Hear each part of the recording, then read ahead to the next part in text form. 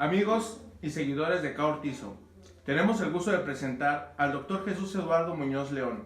quien nos compartirá el tema Los acuerdos reparatorios en el sistema penal acusatorio. Bienvenido, doctor. Adelante. Gracias. Los acuerdos reparatorios son una salida o solución alterna que contempla el Código Nacional de Procedimientos Penales y que tiene como finalidad el lograr que todas las partes resulten beneficiadas con esta solución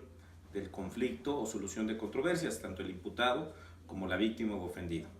Los acuerdos reparatorios son celebrados entre dichas partes, es decir, víctima u ofendido e imputado, haciendo una reparación del daño de manera integral en aquellos delitos en los que el propio código está permitiendo la posibilidad de esta salida alterna,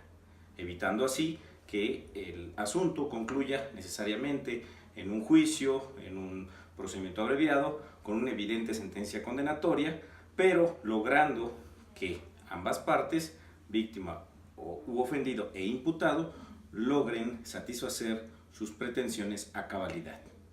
Porque con los acuerdos reparatorios, como su nombre lo indica, las partes hacen recíprocas concesiones para verse beneficiadas mutuamente. Se sustentan en pactos que se celebran con la finalidad de que, una vez sometidos su voluntad, exteriorizada su voluntad a través de estas manifestaciones, ya sea ante el juez de control, cuando ya está judicializado el asunto, o bien ante el agente del Ministerio Público en la investigación inicial, sean aprobados, dependiendo evidentemente de la etapa en la que nos encontremos, ministerialmente o judicialmente.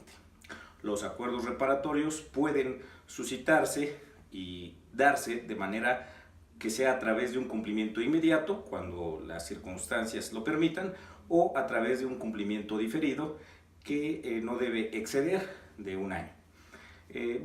Aquí cabe la posibilidad de que puedan ser modificados los acuerdos reparatorios siempre y cuando haya una anuencia de las partes y esa modificación no implique una desproporcionalidad en el sentido de ver beneficiada a una de las partes en perjuicio o detrimento de la otra. Se rigen bajo un principio general del derecho que se llama pacta sunt servanda, es decir, la voluntad de las partes es la suprema ley en los contratos, es decir, tiene un corte civilista de alguna manera, un matiz civilista, pero da a las partes la posibilidad de que a través de ese acuerdo, a través de ese convenio, si lo queremos llamar así, se logre la satisfacción de sus pretensiones. El imputado evita ser estigmatizado con una pena de prisión y la parte ofendida o la víctima logra ser resarcida a cabalidad de la reparación del daño. Y se cumple con los objetos del código, evitar que los asuntos en donde hay esa posibilidad, el asunto no concluya en juicio y, como ya lo indiqué, el imputado se declare extinguida la acción penal que existe en su contra y se decrete en su oportunidad el sobreseimiento. Y por lo que respecta a la víctima u ofendido, lograr que se satisfaga su pretensión en el sentido de obtener a cabalidad esa reparación del daño. Los casos en los cuales proceden los acuerdos reparatorios son cuando se trate de delitos culposos, delitos que se persiguen por querella o requisito equivalente de la parte ofendida o que admitan el perdón de la víctima o ofendido, y por delitos patrimoniales cometidos sin violencia sobre las personas.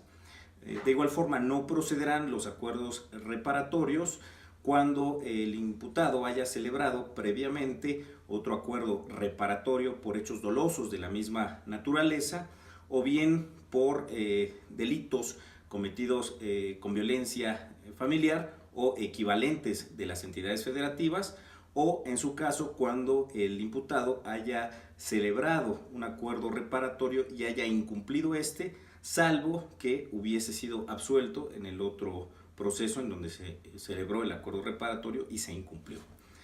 Es una salida alterna muy benéfica, puesto que, insisto, el propio juez desde su primera intervención o el Ministerio Público podrán invitar a las partes a que suscriban los acuerdos reparatorios en los casos en que procedan, con la finalidad de privilegiar estas salidas alternas, puesto que, como lo indico,